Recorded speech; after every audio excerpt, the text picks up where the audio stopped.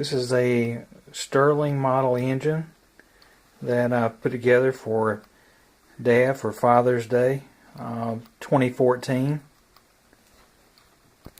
I think we'll enjoy a little time with this.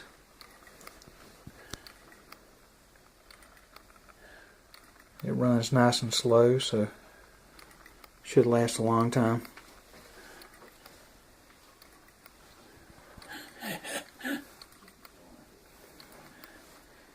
Created a counter bore in the wood, so you could take it in and out, and it would go back in the same place real easily, or turn it to where it could be viewed a little better from somewhere else in the room.